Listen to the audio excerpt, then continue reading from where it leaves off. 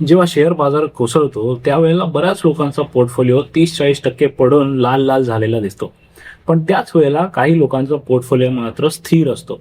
असं का होतं माहितीये मित्रांनो?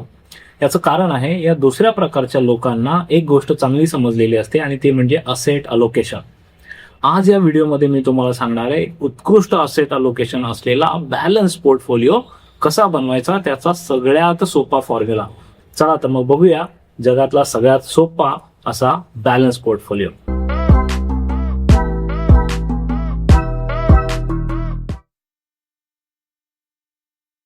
मित्रांनो, या व्हिडिओमध्ये आपण बघतोय गुंतवणुकीचा परफेक्ट प्लॅन.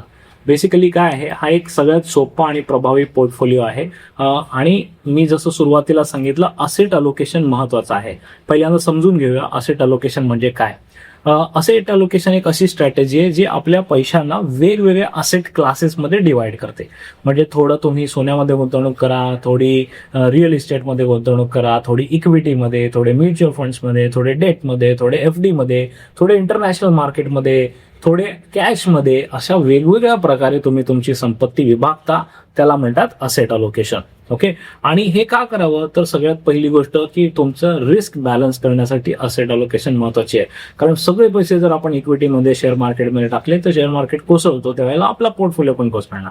पण इतर असेट क्लास त्याच्यात असतील तर तो बॅलन्स होतो, चांगले रिटर्न्स मिळतात, पोर्टफोलिओला स्टेबिलिटी मिळते आणि सुखाची झोप लागते, उगाच धाकधूक होत नाही. तर असा बॅलन्स पोर्टफोलिओ कसा बनवायचा ते आपण बघूया. याचा एक शास्त्रीय फॉर्म्युला आहे. तो फॉर्म्युला काय आहे, 70-15-15. आणि हा मी का सांगतोय ते मी तुम्हाला उदाहरणासहित, डेटासहित सांगणार आहे. हा फॉर्म्युला काय आहे बघा. जर तुम्ही तुमच्या टोटल पोर्टफोलिओपैकी 70% पोर्टफोलिओ इक्विटीमध्ये म्हणजे शेअर मार्केट असो, डायरेक्टली स्टॉक असो किंवा मग म्युच्युअल फंडमध्ये गुंतवले, 15% डेटमध्ये गुंतवले आणि 15% गोल्डमध्ये गुंतवले. डेट म्हणजे fix income investment, date mutual fund असतील, FD असतील किंवा बॉन्ड इन्व्हेस्टमेंट असतील त्यांना डेट इन्व्हेस्टमेंट मिळतात. आणि गोल्डमध्ये 15%, 70-15-15 असं जर तुम्ही तुमच्या पोर्टफोलिओला विभागलं तर तुम्हाला सर्वोत्कृष्ट रिस्क ऍडजस्टेड रिटर्न्स मिळतात. आणि हा एका डेटाने हे प्रूव्ह झालेला आहे. हा बघा, माझ्याकडे एक डेटा आहे. या डेटाची लिंक जी आहे ओरिजिनल ती मी खाली डिस्क्रिप्शनमध्ये दिलेली आहे. आणि जर तुम्ही बघितलं इथे वेगवेगळ्या कॉम्बिनेशनचे, वेगवेगळ्या असेट अलोकेशनचा अनालिसिस आहे गेल्या 25 वर्षांचा. ओके. तर गेल्या 25 वर्षाचा हा अनालिसिस जर तुम्ही बघितला, जानेवारी 2000 पासून ऑगस्ट 2025 पर्यंतचा डेटा आहे. इथे इक्विटी 70 डेट 30 किंवा इक्विटी 50 डेट 50 असे वेगवेगळे कॉम्बिनेशन टेस्ट केलेले आहेत. आणि हा जो कॉम्बिनेशन जो मी आता तुम्हाला सांगितला आहे तो इथे आहे. Equity 70%, debt 15%, gold 15%. हा जर फॉर्म्युला तुम्ही बघितला तर 85% वेळा, म्हणजे जर 100 लोकांनी गुंतवले असतील तर 85% वेळा 10% पेक्षा जास्त परतावा मिळवण्यात हे कॉम्बिनेशन यशस्वी झालेलं आहे. ओके. आणि हा रोलिंग रिटर्न आहे, म्हणजे या 25 वर्षात कधीही पैसे गुंतवले असते तर 5 वर्षांमध्ये रिटर्न, कुठल्याही 5 वर्षांमध्ये रॅन्डमली कधीही या 25 वर्षात इन्व्हेस्ट केले असते आणि 5 वर्षासाठी पैसे ठेवले असते तर 85% वेळा 10% पेक्षा जास्त परतावा मिळाला असता. ओके. हा आहे रिस्क ऍडजस्टेड रिटर्न. ओके. आणि तुमचे जिंकण्याचे चान्सेस इथे वाढतात हे दिसतंय, कारण 85% इज द हायेस्ट या सगळ्या पूर्ण टेबलमध्ये. हा झाला 5 वर्षाचा. जर ही गुंतवणूक तुम्ही आणखीन जास्त ठेवलीत आणि 7 वर्षाचे रोलिंग रिटर्न चेक केले तर याच कॉम्बिनेशनला 91% चान्सेस आहेत की तुमचा पूर्ण पोर्टफोलिओ दरवर्षी 10% वाढेल. Okay. Again risk adjusted returns आहेत. म्हणजेच काय की कधी मार्केटने 10% पेक्षा कमी परफॉर्म केला असेल पण तुमचा पोर्टफोलिओ तरी सुद्धा 10% परतावा देऊ शकला आहे. हा CAGR बेसिसवर आहे. आणि गेल्या 25 वर्षांमध्ये एनी 5 इयर्स, कुठल्याही 5 वर्षात तुम्ही हा परतावा मिळवू शकला असता. सो डेटा बॅक्ड जो फॉर्म्युला आहे तो सांगतोय 70-15-15 is the best combination possible. Okay. तर आता आपल्याला हे तर कळलं की 70-15-15 या कॉम्बिनेशन मध्ये आपल्याला गुंतवणूक करायची. यातले जे 70% आहेत इक्विटीचे, ते कशासाठी आहेत, आपली गुंतवणूक वाढण्यासाठी, कॅपिटल ग्रोथसाठी, आणि साधारण 5 वर्षांपेक्षा जास्त साठी ती आपण गुंतवणूक ठेवणार आहोत. म्हणजेच काय, ते मधल्या काळात पडले झडले तरी आपण काही त्याला हात लावणार नाही, आपण त्याला वाढू देणार, वाढण्यासाठी वेळ देणार. सो 5 इयर्स प्लस साठी आपण ही गुंतवणूक करतोय. दुसरी गुंतवणूक जी आहे गोल्डची, ते काय आपले पैसे वाढण्यासाठी नाही आहेत, परंतु हेजिंगसाठी आहे. हेजिंगसाठी म्हणजे काय, बऱ्याच वेळेला जेव्हा इक्विटी मार्केट चांगलं करत नाही तेव्हा गोल्ड त्याला स्थैर्य देते किंवा गोल्ड ग्रो पण होतं. ओके, तर अशा वेळेला आपण 5+ इयरसाठी आपल्या पोर्टफोलिओमध्ये गोल्ड पण ठेवणार आहे, पण दागिन्याच्या स्वरूपात नाही. त्याचं पण मी तुम्हाला सांगणार आहे मार्ग. आणि तिसरं आहे डेट, ते 15%, जे तुमच्या पूर्ण पोर्टफोलिओची रिस्क मॅनेज करेल, जे तुम्हाला एक फिक्स इन्व्हेस्टमेंट, फिक्स रिटर्न्स पण तुम्हाला मिळवून देईल. हे शॉर्ट टर्मसाठी, म्हणजे जे पैसे आपल्याला 0 ते 3 वर्षांमध्ये काढून घेता येतील किंवा जे लागतील आपल्याला पुढच्या 3 वर्षांपर्यंत, ते आपण डेटमध्ये पाठवणार आहोत. सो जर तुम्हाला दर महिन्याला जी गुंतवणूक करायची आहे ती गुंतवणूक 70-15-15 मध्ये विभागून करायची. आता आपण या 70-15-15चा आणखीन पुढे ब्रेकअप बघूया. समजा आपण 1 लाख रुपये दर महिन्याला इन्व्हेस्ट करणार आहोत. ओके, तर हे आपण एक एक्झाम्पल म्हणून घेऊया. तुम्ही तुमचे कॅल्क्युलेशन स्वतः पण करू शकता या सेम प्रोपोर्शन मध्ये. पण आपण उदाहरणासाठी असं धरले की समजा मला 1 लाख रुपये दर महिन्याला गुंतवायचे आहेत, तर त्यातले 70,000 इक्विटीमध्ये जातील, 15,000 गोल्डमध्ये जातील, 15,000 डेटमध्ये जातील. ठीक आहे, 70-15-15 या फॉर्म्युलामध्ये. आता हेच उदाहरण पुढे घेऊन जाऊया. आता आपण येतो इक्विटीमध्ये. समजा हे 70,000 जे मला दर महिन्याला गुंतवायचे आहेत इक्विटीमध्ये, त्याचे मी 25% भाग वेगळा काढेन. ओके, म्हणजे या 70,000चा अजून 25% वेगळा काढेन आणि तो मी इन्व्हेस्ट करेन डायरेक्ट स्टॉकमध्ये. पण डायरेक्ट स्टॉकमध्ये इन्व्हेस्टमेंट त्यांनीच करावी ज्यांना स्टॉक्स इन्व्हेस्टमेंट समजते, ज्यांना स्टॉक्स निवडता येत आहेत, ज्यांना स्टॉक्सचा परफॉर्मन्स चेक करता येतोय आणि ज्यांना स्टॉक्सना मॉनिटर करता येते. बरोबर, जर तुम्हाला इंडिव्हिज्युअल स्टॉक्स निवडायचे कसे आणि त्याच्यामध्ये गुंतवणूक कशी करायची हे जर समजत नसेल तर तुम्ही हे नका करू. पण जर समजत असेल, उदाहरणार्थ मला समजतं म्हणून मी डायरेक्टली एक चांगले स्टॉक्स तयार करून माझ्याकडे एक 20 स्टॉक्सचा पोर्टफोलिओ बनवलेला आहे. पण जर तुम्हाला ते शक्य होत नसेल तर तुम्ही डायरेक्ट स्टॉक इन्व्हेस्टमेंट करू नका. तुम्ही त्याऐवजी करा इंडेक्स फंडमध्ये गुंतवणूक. ओके, हा इंडेक्स फंड कोणता घ्यायचा ते पण मी तुम्हाला सांगतो, कुठली कॅटेगरी घ्यायची ते पण तुम्हाला सांगतो. सो तुमचे 25% पैसे इंडेक्स फंडमध्ये जातील, निफ्टी 500 इंडेक्स फंडमध्ये. ओके, निफ्टी 50 मध्ये पण बरेच जण करतात, पण निफ्टी 50 तुम्हाला जास्त स्टेबिलिटी देतं. पण जर ग्रोथ पाहिजे, लक्षात घ्या आपण इक्विटी कशासाठी करतोय, ग्रोथसाठी करतोय, आणि म्हणून आपण इथे निफ्टी 500चा इंडेक्स फंड निवडतोय. म्हणजे ऑलमोस्ट 500 व्हेरी गुड क्वालिटी कंपन्या आपल्याला या एकाच इंडेक्स फंडमध्ये मिळत आहेत. ओके, इंडेक्स फंड का घ्यायचा निफ्टी 500चा त्याचा पण मी तुम्हाला इथे डेटा दाखवतो. तर हा बघा, हा 5 वर्षाचा रोलिंग रिटर्न डेटा आहे निफ्टी 50 वर्सेस निफ्टी 500. आणि इथे तुम्हाला क्लिअर कट दिसतंय की निफ्टी 500 जो आहे तो 13.2%चा 5 इयर्स रोलिंग रिटर्न आहे आणि निफ्टी 50चा 12.8 आहे.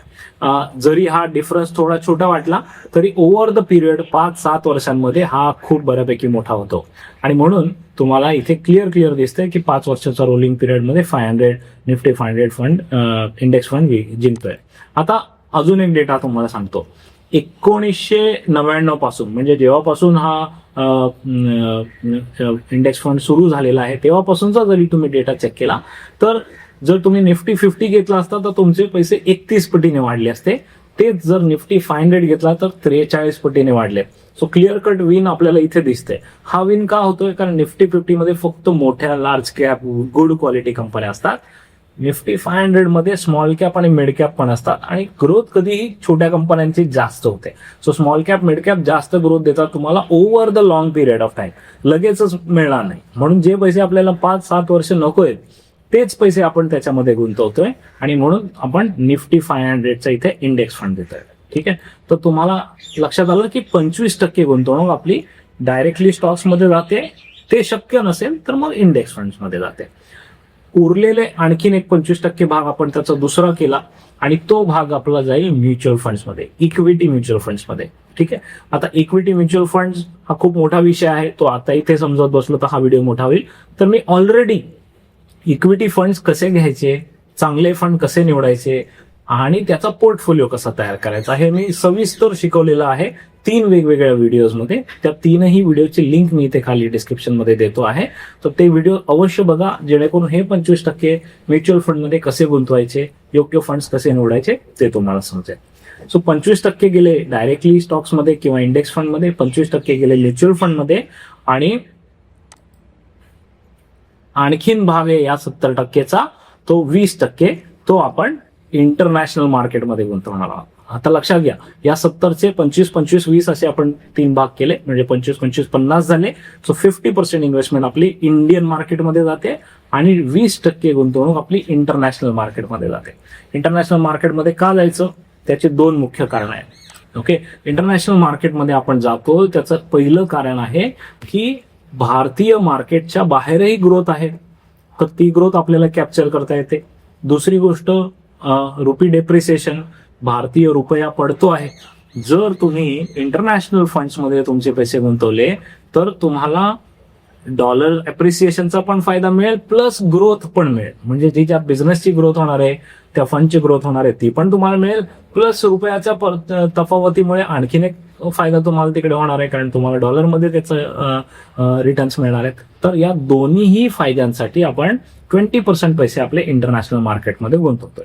जर उद्या यदा कदाचित भारतीय मार्केट थंडावलं, काही कारणाने नाही परफॉर्म केलं, तर 20% तुमचे इंटरनॅशनल मार्केटमध्ये परफॉर्म करतीलच. ओके, हा त्याच्या मागचा थॉट आहे. आता हे जे 20% आपण इन्व्हेस्ट करणार आहोत, त्या 20%चे आपण अगेन 2 भाग केले. त्यातला एक 50% भाग आपण पाठवतोय इंटरनॅशनल म्युच्युअल फंडमध्ये, आणि त्याला फंड ऑफ फंड म्हणतात. तुम्ही जस्ट गुगल केलं तर तुम्हाला भारतातून म्युच्युअल फंड्स मिळतील जे इंटरनॅशनल मार्केट्समध्ये इन्व्हेस्ट करतात. स्पेशली युएस मार्केटमध्ये करा, चायना, ब्राझील असे इतर ऑपॉर्च्युनिटी पण आहेत, पण त्यांचा अभ्यास खूप महत्वाचा आहे. तर सध्या तरी मी तुम्हाला सांगेन, जर तुमच्याकडे बऱ्यापैकी अभ्यास करण्याची कपॅसिटी नसेल तर युएस मार्केटमध्ये तुम्ही इन्व्हेस्ट करा, आणि खूप म्युच्युअल फंड्स तुम्हाला असे मिळतील जे भारतीय म्युच्युअल फंड आहेत, तुमच्याकडून इंडियन रुपीजमध्ये पैसे घेतील आणि ते तिथल्या म्युच्युअल फंड्समध्ये पैसे गुंतवतील. म्हणजे त्याला म्हणतात फंड ऑफ फंड. सो जो म्युच्युअल फंड आपण घेतलाय तो म्युच्युअल फंड दुसरा एक इंटरनॅशनल फंड विकत घेईल आणि त्याच्यातून आपल्याला परतावा मिळत आहे. सो हा एक ऑप्शन आहे. आणि दुसरा ऑप्शन आहे इंटरनॅशनल ETF. हा पण तुम्हाला भारतीय रुपयांमधून घेता येईल, आणि हा तुम्हाला नॉर्मली मार्केटमध्ये ट्रेड करता, एखादा शेअर विकत घेता आणि सेल करता, तसा तुम्हाला घेता येईल. तर हे दोन्ही भारतीय उपाय तुम्ही वापरा, जिथून तुम्हाला इंटरनॅशनल मार्केटमध्ये पैसे गुंतवता येतील. तर अशा प्रकारे आपले हे 70% कॉम्बिनेशन झालेलं आहे, म्हणजे 70,000 रुपये आपले प्लान झालेले आहेत पोर्टफोलिओमधले. ओके, हे झाली इक्विटी इन्व्हेस्टमेंट. 5 वर्षांच्या पेक्षा जास्त कॅपिटल ग्रोथ आपल्याला मिळून देणार. त्यानंतर आपण जाऊया पुढच्या कॉम्पोनंटकडे, आणि तो आहे गोल्ड. तर आपले 70,000 इक्विटीत गेले, 15,000 आपण गोल्डमध्ये इन्व्हेस्ट करणार आहोत. पण दागिने घ्यायचे नाहीयेत, तर आपल्याकडे 2 मार्ग आहेत इथे. दोघांपैकी कुठलाही एक वापरा, दोन्ही वापरले तरी चालेल. एक आहे गोल्ड म्युच्युअल फंड्स आणि दुसरा आहे गोल्ड ETF. मी जनरली गोल्ड ETF करतो, पण तुम्ही ETF आणि म्युच्युअल फंड दोन्ही करू शकता, किंवा दोघांपैकी कुठलाही एक करू शकता. फार जास्त काही त्याच्यामध्ये फरक नाही. आता हे 2 मार्ग का करायचे? या 2 मार्गांमध्ये एक तर फिजिकल सोनं नाही आहे, त्याच्यामुळे तुम्हाला रिस्क नाही आहे की तुम्हाला सोनं सांभाळून ठेवायचंय, चोरी होण्याचा धोका नाही आहे. ओके, सगळ्यात मोठा प्रॉब्लेम सॉल्व्ह झाला. दुसरा प्रॉब्लेम की कुठल्याही प्रकारचे मेकिंग चार्जेस किंवा घडणावळ तुम्हाला द्यायचे नाही, तिथे पण तुमचे पैसे वाचले. तिसरी गोष्ट म्हणजे की हे लिक्विड स्वरूपात तुम्हाला मिळतात, म्हणजे तुम्ही कधीही हे सेल करू शकता. म्युच्युअल फंड घेतले तर ते लगेच सेल करता येत नाही, परंतु ETF तुम्ही कधीही सेल करू शकता, कधीही बाय करू शकता. आणखीन एक महत्वाची गोष्ट म्हणजे तुम्ही अगदी 100 रुपये, 200 रुपये, 500 रुपयापासून हे फंड्स घेऊ शकता. सोनं घ्यायला जाल तर तुम्हाला जास्त अमाऊंट लागेल, पण गोल्ड ETF तुम्ही अगदी 200-500 रुपयाचे पण घेऊ शकता. म्हणजे कमी गुंतवणूक असेल तुमच्याकडे तरी तुम्ही हे करू शकता. आणि महत्वाचं म्हणजे गव्हर्नमेंट बॅकिंग असतं, गव्हर्नमेंटची गॅरंटी असते याला, आणि त्यामुळे याच्यामध्ये काही फ्रॉड होत नाही. तर म्हणून आपण काय करणार आहोत, 1 किंवा 2च फंड घ्या तुम्ही याच्यामध्ये, पण तुमचे जे 15% मनी जे आहे ते गोल्डमध्ये जाऊ दे. आता कदाचित तुम्ही असा विचार कराल की सोनं ऑलरेडी एवढं वाढलं आहे आणि मग आता हे घेणं उचित ठरेल का? तर तुम्हाला सांगतो, सोन्याच्या इतिहासामध्ये कधी असं झालेलं नाही की सोनं स्वस्त मिळाले. सोनं हे वाढतच आहे. कधी कधी त्याची वाढ खुंटते, थांबते, पण ते खूप जास्त कधी पडत नाही. ओके, काही वर्ष असतील की सोनं वाढणार नाही, परंतु सोनं खूप पडणारही नाही. ओके, आणि इथून पुढे ज्या प्रकारची जिओपॉलिटिकल सिच्युएशन आहे, ज्या प्रकारचं युद्ध वगैरे चालू आहे, स्टेबिलिटी गेलेली आहे जगाची बऱ्यापैकी, तर त्यावेळेला तर गोल्ड डेफिनेटली वाढणारच आहे. आणि डॉलरायझेशन जे होणार आहे, जे घातलंय येत्या 10-15 वर्षांमध्ये डॉलरवरची डिपेंडन्सी कमी करतात प्रत्येक देशाने, ते काम सुरू केलंय. आणि त्याच्यासाठी प्रत्येक देशाने सोनं घेणं सुरू केलंय. प्रत्येक बँकांनी, रिझर्व्ह रिझर्व्ह सेंट्रल बँकांनी सोनं जमा करायला सुरू केले आणि त्यामुळे डिमांड वाढली आणि त्यामुळे सोन्याचे भाव वाढताना दिसत आहेत आणि म्हणून तुम्ही ही इन्व्हेस्टमेंट सोन्यामध्ये अशा प्रकारे करू शकता. सो आपला दुसरा कॉम्पोनंट झाला पोर्टफोलिओचा, तो म्हणजे गोल्ड. आता आपण जाऊया तिसऱ्या कॉम्पोनंटकडे, जो आपल्या पोर्टफोलिओला स्टेबिलिटी देणार आहे, जो आपली रिस्क मॅनेज करायला आपल्याला मदत करणार आहे आणि तो आहे अगेन 15,000 रुपये आपण पाठवणार डेट फंड्समध्ये. ठीक आहे. आता या डेट फंडमध्ये पण मी 2 भाग केलेले आहेत. तो पहिला भाग जो आहे त्या 15%चे 10% पार्ट जो आहे तो आपण शॉर्ट टर्म डेट म्युच्युअल फंड्समध्ये इन्व्हेस्ट करण्यासाठी घालवणार आहोत. तो मी जो तुम्हाला म्युच्युअल फंडचा व्हिडिओ यापूर्वी दिलेला आहे, त्याची लिंक पण आहे डिस्क्रिप्शनमध्ये, तो बघून तुम्हाला लक्षात येईल की मी डेट म्युच्युअल फंड कशा प्रकारे निवडू. 1 किंवा 2 डेट म्युच्युअल फंड तुम्हाला निवडायचे आहेत आणि त्याच्यामध्ये तुम्हाला ही 15,000चे या 15%चे 10% म्हणजे 15,000चे 10,000 रुपये तुम्हाला डेट फंडमध्ये गुंतवायचे आहेत. हे तुम्हाला स्टेबल रिटर्न्स देणार 7, 8, 9 पर्यंत, जास्तीत जास्त 9 पर्यंत, पण 7-8% साधारण तुम्हाला इथे स्टेबल रिटर्न्स बऱ्यापैकी इथे मिळतील. आणि त्याच्यानंतर उरलेले 5% जे आहेत ते आपण पाठवणार आहोत लिक्विड म्युच्युअल फंडमध्ये, किंवा लिक्विड म्युच्युअल फंड जर नसतील करायचे तुम्हाला तर सिंपल साधी सोपी FD फिक्स डिपॉझिट केलं तरी चालेल. ठीक आहे. हे पैसे आपल्याला कशाला लागणार आहेत, हे टोटल 15% पैसे थोडेसे लिक्विड पण आपण ठेवणार, कारण कधी इमर्जन्सी आली, कधी आपल्याला पैशाची गरज लागली तर हे पैसे तुम्हाला काढता येतील. जे ग्रोथसाठी ठेवलेले आहेत इक्विटी त्याला हात लावायचा नाही, तर इन केस इमर्जन्सी आली तर तुम्हाला हे पैसे वापरता येईल. पण हे पैसे जरी तुम्हाला इमर्जन्सीसाठी वापरता आले तरी सुद्धा ह्या इमर्जन्सी फंड नाही आहेत. तर ही गुंतवणूक करण्याच्या आधी तुम्हाला इमर्जन्सी फंड तुमचं तयार करणं गरजेचं आहे. इमर्जन्सी फंड म्हणजे काय, तो कसा आणि किती तयार करावा ते एक सविस्तर सांगणारा व्हिडिओ मी बनवलेला आहे, त्याची पण लिंक मी इथे डिस्क्रिप्शनमध्ये देतोय, ती पण बघून घ्या. गुंतवणुकी कुठल्याही प्रकारची गुंतवणूक करण्याच्या आधी इमर्जन्सी फंड तयार करणं मस्ट आहे. सो तुमच्या फायनान्शियल प्लॅनिंगचा पहिला पार्ट आहे इमर्जन्सी फंड प्लॅनिंग, जो मी इथे शिकवलेला आहे, तो नक्की बघून घ्या. तर अशा प्रकारे मित्रांनो आपण आता 70-15-15 या फॉर्मॅटमध्ये आपण आपला पोर्टफोलिओ बनवलेला आहे. ओके. आणि let me tell you some important point, काही महत्वाचे पॉईंट्स जे जर तुम्ही बघितले नाही तर गडबड होऊ शकते. तर पहिला पॉईंट की हा जो मी प्लान सांगितला हा सगळ्यांना ॲज इट इज लागत नाही. हा जो प्लान आहे साधारण वयाच्या 40व्या वर्षापर्यंत तुम्ही जर असाल तर तुम्हाला हा प्लान चालेल. अर्थात त्यातला जो इक्विटी कॉम्पोनंट आहे 70% जो मी सांगितला आहे, तो तुमची रिस्क घेण्याची कपॅसिटी किती आहे त्याच्यानुसार तो तुम्ही कमी जास्त करू शकता.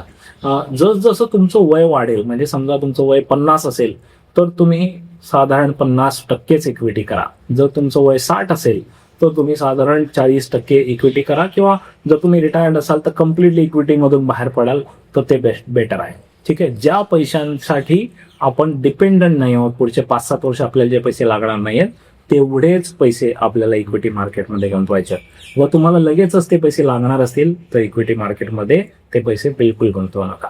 दरवर्षी तुम्हाला रिवाईज करायचंय आणि तुमचा जो इक्विटी कॉम्पोनंट आहे तो दरवर्षी थोडा कमी करत जायचा आहे. म्हणजे पुढच्या वर्षी 1 वर्षाने आपलं वय वाढलं तर पुढच्या वर्षी मी 70% इक्विटीच्या ऐवजी मे बी 68%, 69% करेल. अजून त्याच्या पुढच्या वर्षी 66-65 करेल. लक्षात आलं? तर अशा प्रकारे आपल्याला इक्विटी कमी करायचंय, डेट वाढवत जायचंय जसं आपलं वय वाढत जातं. आणखीन एक गोष्ट की जी इन्व्हेस्टमेंट आपण करतोय, आता मी 1 लाख रुपये कन्सिडर केलं, पुढच्या वर्षी पगार वाढेल, इन्कम वाढेल, तर त्यावेळेला पुन्हा स्टेपअप करा तुमची इन्व्हेस्टमेंट आणि पुढच्या वर्षी तुम्ही 1 लाखच्या ऐवजी 1,05,000 5-6% साधारण तुमची स्टेपअप करायला सुरू करा. जर शक्य असेल तर आणखीन जास्त करा, पण दरवर्षी गुंतवणुकीची अमाऊंट थोडी वाढवत जायची आहे. आणि जसं आपण दरवर्षी थोडी वाढवत जातोय तसंच उलट पण करायचंय.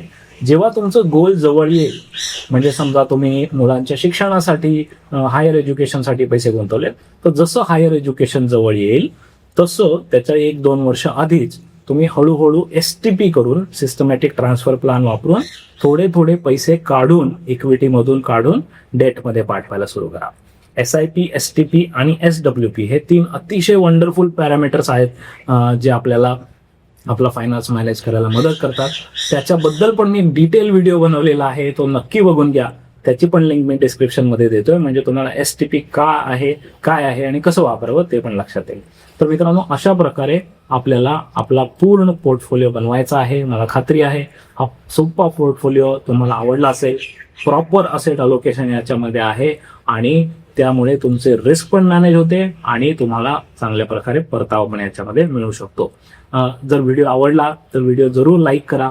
तुमचे काही प्रश्न असले, प्रतिक्रिया असल्या तर मला जरूर कमेंट्समध्ये सांगा आणि हा व्हिडिओ शेअर करायला विसरू नका. तुमच्या इतर मित्रमंडळींना देखील त्यांचा पोर्टफोलिओ प्रॉपरली प्लॅन करण्यासाठी या व्हिडिओची नक्की मदत होईल. तर हा व्हिडिओ शेअर करायला विसरू नका. भेटूया नवीन अशा व्हिडिओमध्ये आणखीन एक महत्त्वाचा फायनान्स रिलेटेड विषय घेऊन. Thank you. All the best. Bye bye.